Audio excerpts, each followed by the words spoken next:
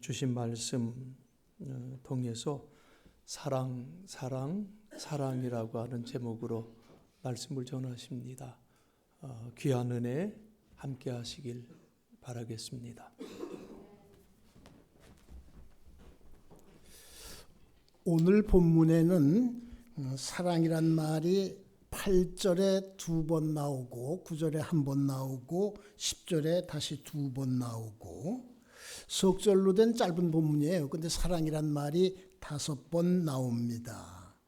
이 로마서 전체에는 사랑이란 말이 22군데 나옵니다. 22군데라는 것은 22개 절에 나온다는 뜻인데 지금처럼 이렇게 한 절에 2번씩 나오는 곳이 3군데 있습니다. 그러니까 전체 25번 나옵니다. 사랑, 기독교의 아주 가장 중요한 가르침이죠. 가장 중요한 기본적인 가르침. 로마서 아주 중요한 성경이라고 여러 번 말씀드렸습니다. 근데 여기에 사랑이란 말이 이렇게 많이 나와요. 오늘은 먼저 오늘 주어진 설교 시간의 대부분을 로마서에 나오는 사랑이란 말을 순서대로 살피면서 바울은 로마서를 통해서 사랑에 대해서 우리를 어떻게 가르치고 있나 그걸 살펴보려고 합니다. 그리고 끝에 가서 또 이렇게 사랑에 대해서 우리가 가져야 될 기본적인 과제 하나를 말씀드리려고 그럽니다. 로마서에서 사랑이란 말이 제일 먼저 나오는 곳은 1장 7절이에요. 로마에서 하나님의 사랑하심을 받고 성도로 부르심을 받은 모든 자에게 하나님 우리 아버지와 주 예수 그리스도로부터 은혜와 평강이 있기를 원하노라. 여러분, 로마 교회 교인들뿐만 아니라 우리 모두가, 여러분 저 한 분 한 분 모두가요, 하나님의 사랑을 받고 성도로 부르심을 입은 사람들이란 것 아셔야 됩니다. 한 분 한 분 빠짐없이 성도예요. 성도. 성스러울 성자, 거룩하다는 뜻을 가진 성자, 무리도자. 성도 여러분, 먼저 나는 성도다. 이런 인식을 다시 한번 새롭게 하시기 바랍니다. 나는 성도예요. 거룩성자, 거룩하다는 뜻을 가진 성자, 거룩하게 살기 위해서 힘써야 돼요. 또 이 성자에는 교회에서 쓰는 성자에는 구분되어 있다 그런 뜻도 있어요.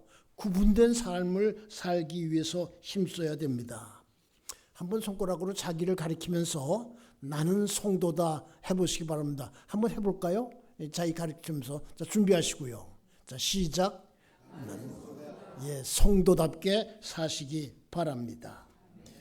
우리는요, 예수님을 믿고 지금 이 자리에 나와 있는 것 아셔야 돼요.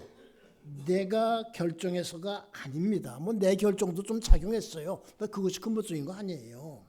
하나님이 나를 사랑하고 성도로 불러주셨기 때문에 우리가 지금 이 자리에 나와 있는 겁니다.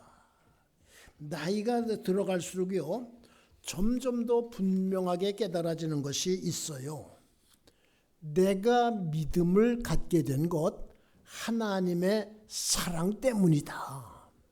내가 결정해서가 아니고, 내가 잘나서가 아니고, 하나님의 사랑 때문이다.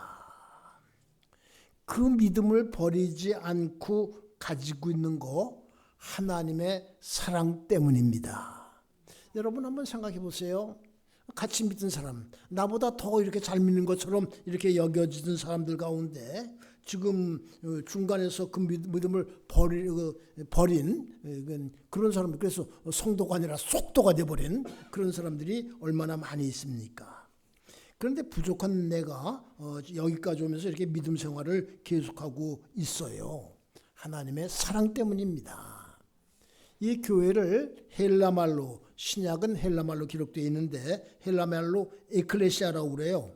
부름받은 자들의 모임, 이런 뜻이에요. 용산교회 부름받은 자들의 모임으로서 더욱더 모범적인 모습을 이렇게 보이도록 하는 일에 힘쓰는 성도들 되시기 바랍니다. 두 번째로 나오는 것은 그 5장 5절인데요. 제가 3절부터를 읽겠습니다. 다만 이뿐 아니라 우리가 환난 중에도 즐거워하나니 이는 환난은 인내를, 인내는 연단을, 연단은 소망을 이루는 줄 알미로다. 소망이 우리를 부끄럽게 하지 아니함은 우리에게 주신 성령으로 말미암아 하나님의 사랑이 우리 마음을 부은 바 됨이니. 우리 마음에 하나님의 사랑이 부어졌기 때문에 우리는 소망을 가질 수 있습니다. 환난, 연단 이길 수 있습니다. 여러분, 남이 알지 못하는 환난을 겪고 있습니까? 연단 가운데 있습니까?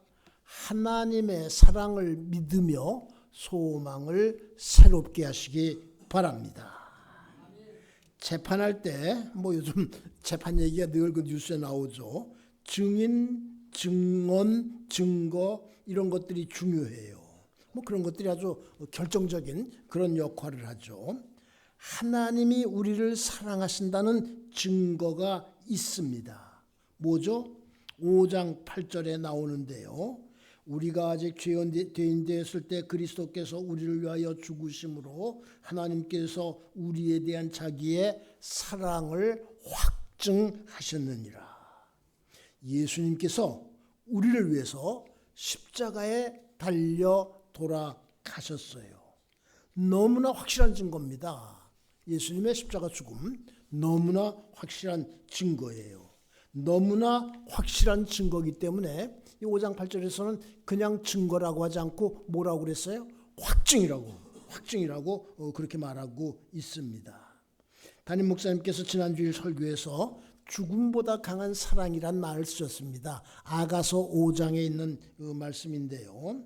예수님께서 우리를 위해서 자기 목숨을 버린 것은, 죽은 것은 죽음보다 강한 사랑의 본보기라고 할 수가 있습니다.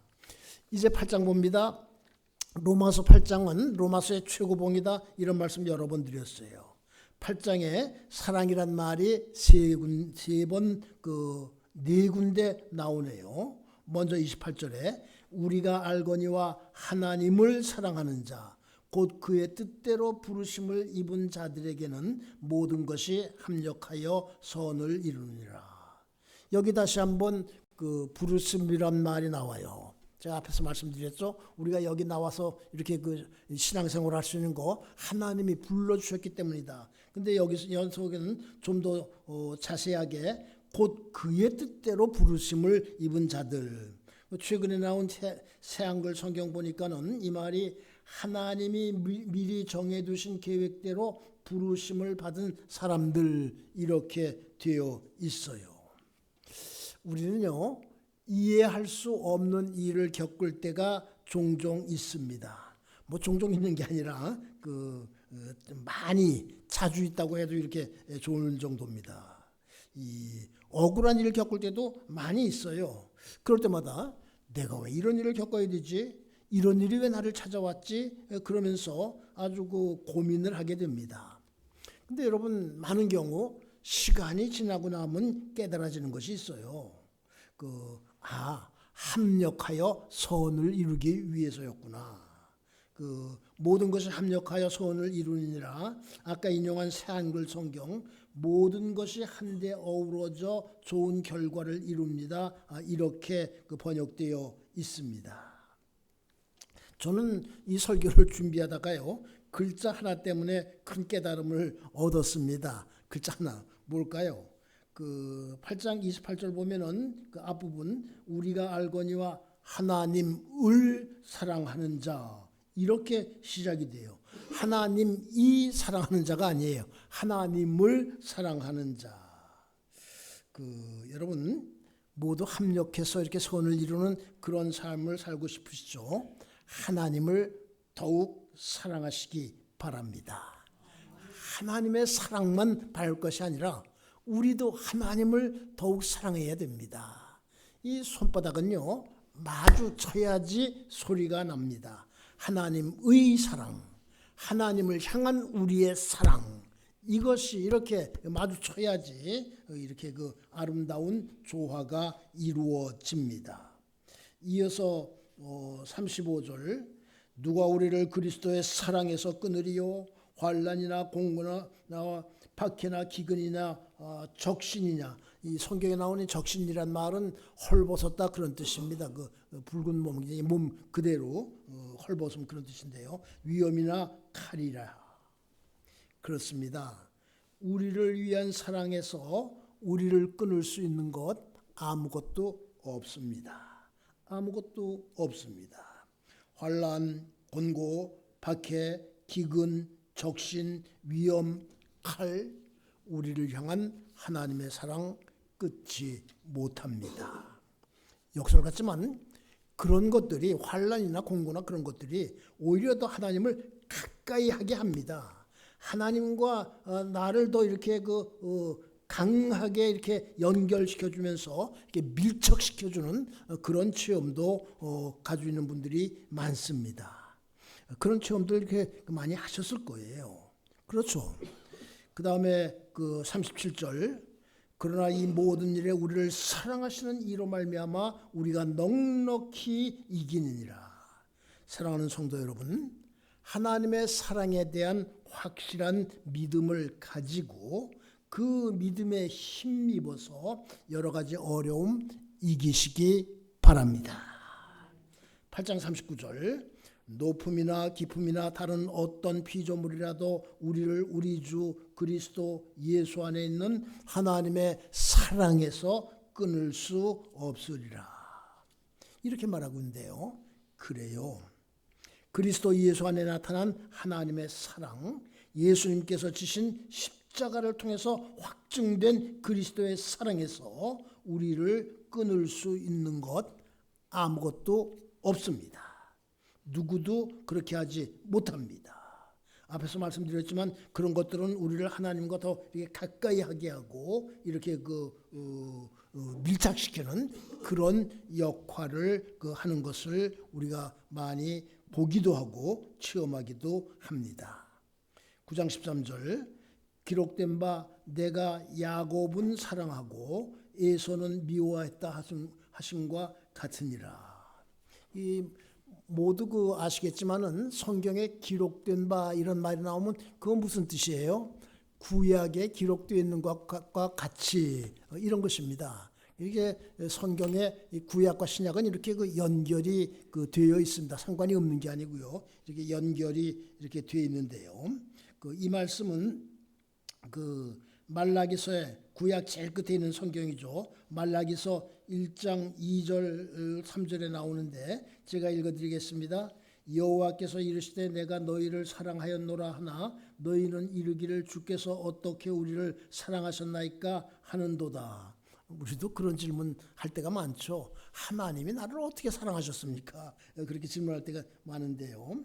나 여호와가 말하노라 에서는 야곱의 형이 아니냐 그러나 내가 야곱을 사랑하였고 에서는 미워하였으며 그의 산들을 황폐하게 하였고 그의 산업을 광야의 이리들에게 넘겼느니라.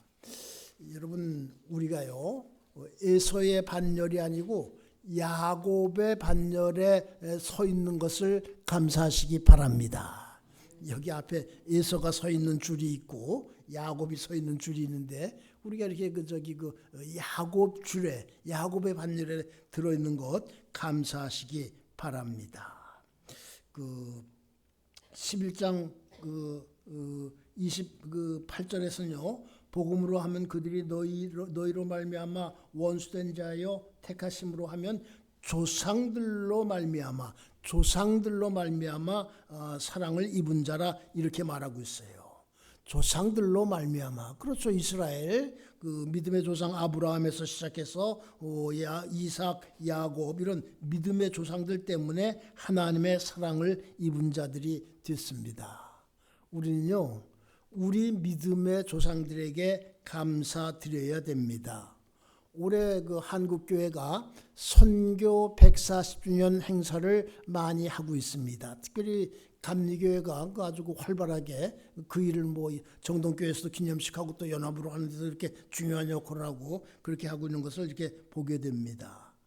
올해를 선교 140주년이라고 하는 것은 140년 전인 1885년 4월 5일에 그 감리교 선교사 아펜젤라 목사님, 장로교 선교사 언더우드 목사님, 일본에서 떠난 배를 타고 인천, 그때는 제물포라고 불렀죠. 그 인천에 처음 이렇게 들어오셨기 때문입니다. 오후 3시쯤에 들어왔는데 그날 봄비가 부슬부슬 내리고 있었다고 합니다.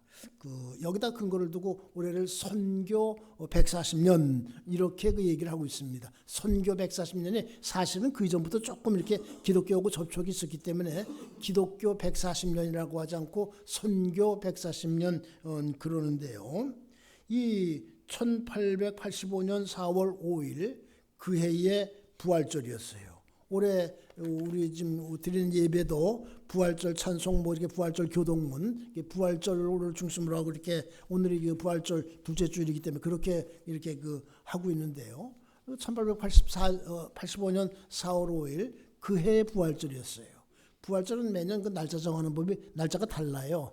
325년에 뭐 이렇게 니케아라는 곳에서 회의를 열어가지고 부활절은 춘분 지나고 첫 번째 보름 지나고 맞이하는 첫 번째 주일로 한다. 그렇게 정했기 때문에 보름은 음력 아니에요. 해마다 날짜가 다른데 1885년은 4월 5일이 부활절이었어요.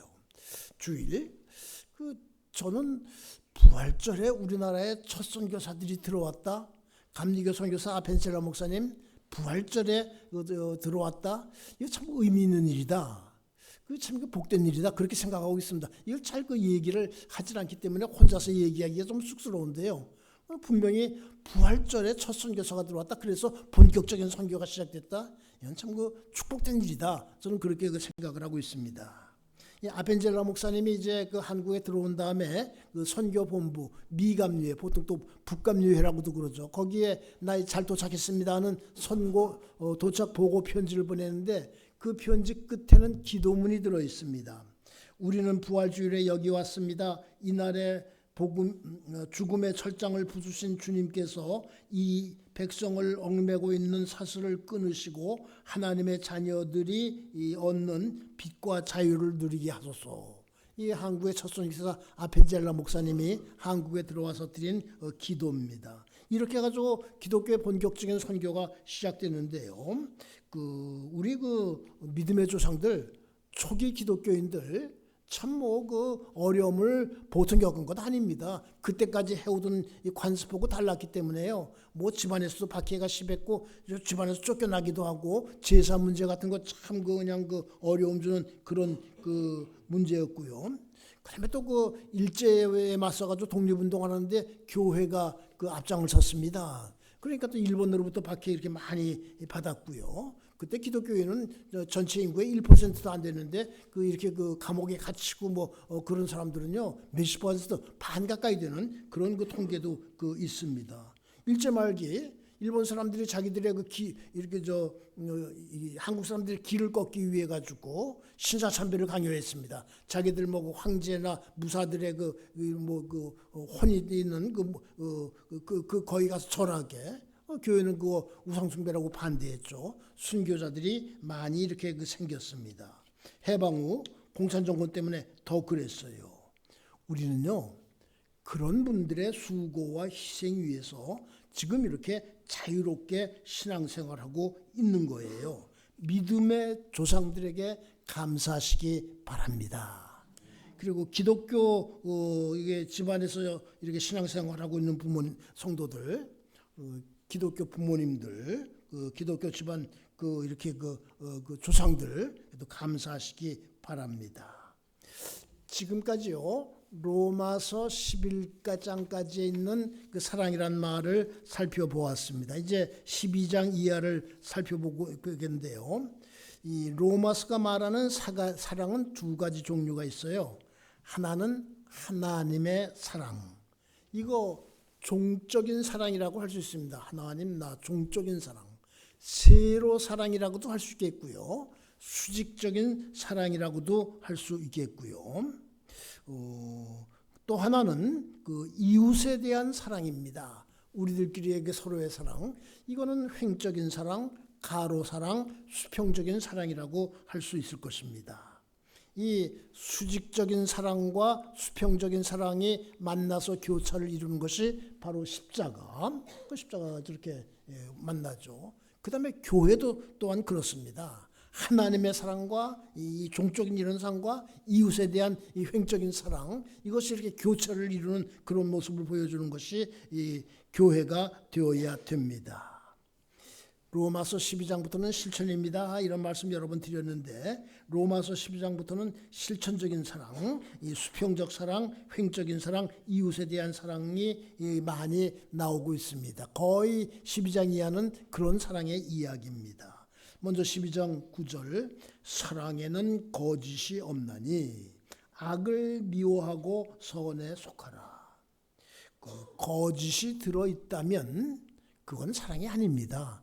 여러분, 내가 말하는 사랑이 거짓이 아닌가 한번 이렇게 살펴보시기 바랍니다. 거짓으로 착한 척하는 거 위선이라고 그러죠. 뭐 그런 말은 없지만 거짓으로 사랑한다는 것, 말을 만들려면 그 거짓 위자 사랑 위자 애자 써가지고 위애라고도 할 수 있겠는데요. 거짓 사랑 참 무서워요. 아주 무섭습니다. 여러분, 거짓 없는 사랑의 주인공들이 되어서 악을 미워하고 선에 속하기에 힘쓰시기 바랍니다. 이 12장 10절 이하의 말씀들은 실천적 사랑을 아주 간결하게 구체적으로 이렇게 잘 알려주고 있어요. 12절, 형제를 사랑하여 서로 우애하고 존경하기를 서로 먼저 하며, 내가 먼저요. 저쪽에서 나 사랑하기를 바라지 않고 내가 먼저. 형제를 사랑하여 서로 우애하고 존경하기를 서로 먼저 하며, 서로 먼저 할 때 그 참 아름다운 모습이 연출되고 아름다운 조화가 이루어집니다. 19절, 내 사랑하는 자들아, 너희가 친히 원수를 갚지 말고 하나님의 진노하심에 맡기라. 기록되었을 때 원수 갚는 것이 내게 있으니 내가 갚으리라고 주께서 말씀하시니라. 이 말씀 이렇게 대하면 참 그 많은 깨달음을 갖게 되고 또 위로도 받게 됩니다. 오늘 본문 13장 8절에서 10절까지 사랑은 율법의 완성이다. 참 이거를 갖다 이렇게 읽으면서 바울의 문장력이라 할까, 그게 대단하다. 사랑은 율법의 완성이다. 어떻게 이렇게 그냥 그 알찬 말을 갖다가 이렇게 만들어낼 수 있었을까? 사랑은 율법의 완성이다. 오늘 그 성경 보면은 본문 위에 그 소제목이 붙어 있는데 사랑은 율법의 완성이라고 이렇게 붙어 있습니다. 피차 사랑의 빛 외에는 아무에게도 아무 빛도 지지 말라. 남을 사랑하는 자는 율법을 다 이루었니라. 이어서 9절, 간음하지 말라, 살인하지 말라, 도둑질하지 말라, 탐내지 말라 한 것과 그 외에 다른 계명이 있을지라도 내 이웃을 내 자신과 같이 사랑하라 하신 그 말씀 가운데 다 들었느니라. 그 10절에서는 사랑은 이웃에게 악을 행하지 아니하나니 그러므로 사랑은 율법의 완성이니라. 사랑이란 말에는요, 이 두 글자에는요, 여러분 율법이 다 들어 있습니다. 이 구약의 처음 5권 창세기, 출애굽기, 레위기, 민수기, 신명기를 율법서라고 그래요. 모세가 줬다고 그래서 모세 오경이라고도 그래요. 히브리 말로는 토라라고 그럽니다. 그 얼마나 복잡합니까? 근데 그 사랑이란 말에는요, 그게 다 들어있는 거예요. 그게 다 들어있는 거예요. 그래서 사랑은 율법의 완성이라고 그렇게 말하는 겁니다. 사랑이 없으면요, 그건 율법은 미완성이에요. 지금도 아마 그렇게 할 거라고 이렇게 생각이 되는데요. 군대 입대하니까는 제일 처음에 가르치는 것이 부동자세입니다. 이게 꼼짝 안 하고 이렇게 하고 있는 거. 그 참 집중적으로 가르치더라고요. 이렇게 발은 어떻게 해야 되고 손은 어떻게 이렇게 달걀 주듯이 이렇게 해야 된다고 그랬던가 그러고 그다음에 눈은 어디를 향해야 되고 그다음에 이제 큰 소리로 외치게 합니다. 부동 자세는 군인의 기본 자세이다. 고로 외로는 엄숙 단정해야 되고 내로는 군인 정신이 충실해야 된다. 그렇게 외우게 합니다. 제가 군대 입대한 게 61년 전이에요. 1964년에 입대했거든요. 근데 60년 전인데 지금도 기억하고 있는 거 보니까 아주 그때 철저히 그냥 얼마나 그냥 철저하게 외우게 했는지 이렇게 알 수가 있습니다. 지금도 그러나 그러면서 인터넷 들어가 보니까 이만 안 나오더라고요. 지금 아마 바뀐 것 같아요. 부동 자세가 군인의 기본 자세라고 그러는데 여러분 사랑은요 성도의 기본 자세입니다. 성도의 모든 것이라고 해도 좋습니다. 14장 15절에서는 만일 음식으로 말미암아 내 형제가 근심하게 되면 이는 내가 사랑으로 행하지 아니한 것이라. 그리스도께서 대신하여 죽으신 형제를 내 음식으로 망하게 하지 말라. 로마 교회에 아마 음식 문제로 무슨 시험 같은 것이 있었던 것 같아요. 고린도 교회도 그런 문제가 있어서 바울이 고린도전서에서 그 문제를 아주 구체적으로 이렇게 자세하게 쓴 것을 우리가 읽을 수 있죠. 바울은 그 문제 사랑 해결책도 사랑에서 찾고 있고요.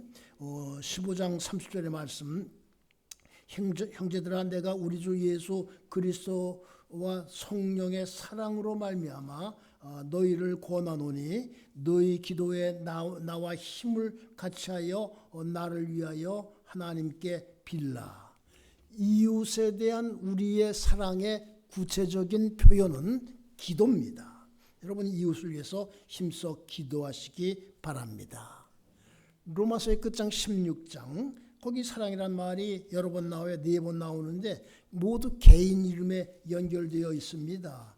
5절에서는 사랑하는 에베네도, 8절에서는 사랑하는 암블리아, 9절에서는 사랑하는 스다구, 12절에서는 사랑하는 버시, 사랑하는 아무개, 사랑하는 아무개, 사랑하는 아무개. 이게 좀 문제가 되는데 아니 바울이 로마 교회 가보지도 않았는데 어떻게 이렇게 교인들을 많이 알고 있지? 참 궁금하다. 그렇게 좀 되어 있습니다. 사랑하는 아무개, 사랑하는 아무개. 성도들과는 이렇게 사랑의 교제가 있어야 됩니다. 그 사랑의 교제를 그리스말 히람말 5글자로 뭐라고 그래요? 코이노니아. 그건 아주 교회의 중요한 요소 가운데 하나입니다. 성도의 교제, 코이노니아, 교회의 중요한 요소 가운데 하나예요. 사랑하는 주님 앞에 형제자매 한자리에 이렇게 돼 시작되는 찬송가가 있죠. 220장 이 마지막 절에서 우리들을 뭐라고 부르고 있어요. 한 피바다 한 몸 이룬 형제 자매. 여러분 주변을 한번 이렇게 돌아보시면서 이 옆에 있는 성도들 한 피바다 한 몸 이룬 형제요 자매다. 그 사실을 다시 한번 이렇게 확인하시기 바랍니다. 지금까지 제가 사랑이란 말을 많이 했어요. 이제 하나 묻겠습니다. 여러분 오늘도 사랑이란 말을 많이 이렇게 들었는데 교회에서 사랑이란 말 많이 이렇게 쓰는데 사랑이란 말을 들으면은 어떤 생각이 드십니까? 에이, 또 그 소리. 그럴 경우가 많습니다. 어느 사이에 교회에서는요, 이 사랑이란 말은 감동이 빠진 말, 메마른 말, 형식적인 말, 마지못해 쓰는 말, 이런 말처럼 이렇게 되어버린 그런 느낌이 있습니다. 이렇게 구체적인 대상이 아닌 추상적인 생각 또 추상적인 심리를 나타내는 말을 갖다가 관념어라고 그래요. 그죠? 메말은 관념만 남아있는 말이다. 이 관념어가 오래 계속되면 그 말이 죽어요. 이렇게 사오가 돼버리고 맙니다. 실제로요 초대기 교회 시절에 이 사랑이란 말이 죽어 있었어요. 그거 살려놓은 게 교회입니다. 지금 기독교의 기본적인 가르침이 교회 안에서 점점 그렇게 되고 있는 게 아닌가 들어도 아무런 감동이 없는 그런 말이 되어버린 것 아닌가. 그렇게 되면요 여러분 교회가 힘을 잃어요. 기독교가 힘을 잃게 됩니다. 우리는요, 사랑이란 말을 들을 때요, 감동을 받아야 돼요.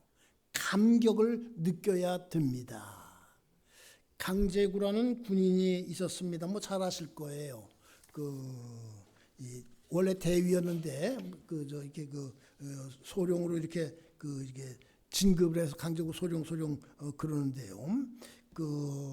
월남에 군대를 보낼 때 군인들을 훈련시킬 때 군인 하나가 잘못해가지고 이 수류탄을 갖다가 이렇게 떨어뜨렸습니다. 그게 터지면 지금 그때 강제구 대위가 중대장이었는데 그 중대원들 수십 명이 죽고 다칠 그런 형편이 됐는데 순간적으로 그 강제구 대위가 몸을 날려가지고 그 수류탄을 덮쳤습니다.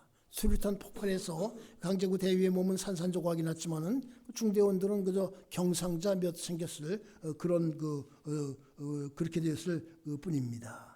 이것이 1965년 10월 4일 강원도 홍천에서 일어난 일이었는데 강제구 소령이 죽은 다음에 그의 일기장이 이렇게 정리돼 가지고 책으로 나왔어요. 선우휘라는 작가가 이제 육군에서 부탁을 했대요. 이 강제구 소령의 이야기를 가지고 군인들한테 정원 교재를 쓰려고 그러니 이 사람의 일생을 소설로 꾸며주십시오. 이 선우휘라는 작가, 그분도 군 출신이에요. 대령으로 전역한 분인데 그걸 쓰기 위해서 3번을 썼다고 그래요.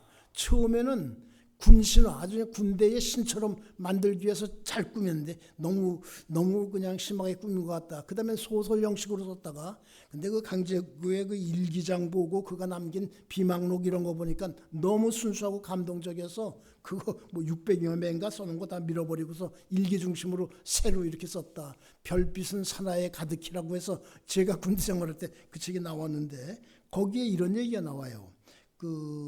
1959년 11월 20일 강제구 사관 육사에 들어가서 이제 졸업반 때 일인데 졸업반 할 때 육사생들이 내가 무슨 병과로 가지 보병, 포병, 보급 뭘로 가지 그거 가지고 고민을 많이 한대요. 근데 강제구 그때 생도는 일기에 이렇게 썼습니다. 보병 8번 나와요. 무엇 때문에 보병을 두려워하는가 약자들이요. 나는 보병하면 소나기가 그친 것 같은 저 산 너머로 굽어 들어간 쌍무지개를 연상한다. 너무나도 황홀해서 달려가서 붙들고 싶은 나의 이상이기 때문이다.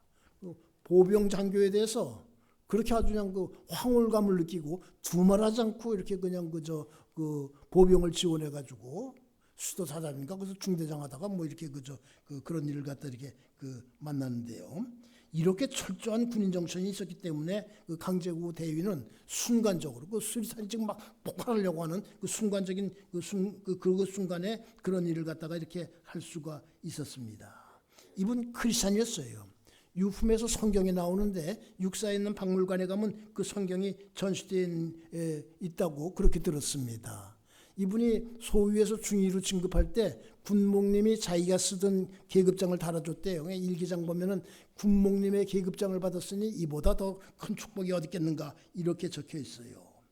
여러분 강제구 생도가 보병이란 말을 들으면 황홀감을 느꼈던 것 그런 것처럼요. 우리들은요. 사랑이란 말을 들으면요. 사랑이란 말을 들으면은 늘 새롭게 감격하고 새로운 깨달음을 얻어야 됩니다. 그래야 기독교가 힘을 얻고 일어설 수가 있습니다. 저를 흥분시키는 건 둘이 있어요. 하나는 북한 선교란 말이고 하나는 용산이란 말이에요. 북한 선교란 말을 들으면 왜 이렇게 흥분하냐? 구체적인 계기가 있는데 그건 한번 선교를 주제로 설교할 때 말씀을 드리게 될 겁니다. 용산이란 말 들을 때 흥분하는 건 간단해요. 여기가 본적지예요, 그 다음에 현주소도 용산으로 되어 있고 나온 학교 초중고 다 용산이고 모교회 용산이고 지금 이렇게 축적해서 사랑받고 있는 교회 용산이고 그러니까 흥분할 만하죠. 그러니까 이 북한 선교란 말 들으면 흥분하기 때문에 지금 제가 이 나이에도 이렇게 인터넷에 요즘 많이 이렇게 이름 치면 나오면 여기저기 열심히 다니면서 이렇게 가고 올해가 특별히 분단 80년 된 애기 때문에 더 바쁩니다. 말할 수 없이 바빠요. 용산이라는 말 들으면 흥분하기 때문에 이 전철 타고 이렇게 그 시내에서 들어오다가도 이 가롤동 그 역 들어오면 행복해져요. 용산에 들어왔구나.